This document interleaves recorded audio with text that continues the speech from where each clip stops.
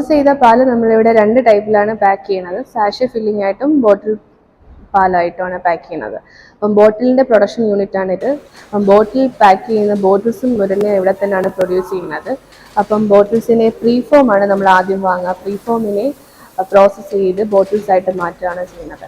അപ്പോൾ ഇതാണ് ഒരു പ്രീ ഫോം. ഈ പ്രീ ഫോമിനെയാണ് നമ്മൾ ബ്ലോ ചെയ്ത് ഹീറ്റ് കൊടുത്ത് മോൾഡിങ് വഴി ബോട്ടിൽസ് ആക്കി മാറ്റുക.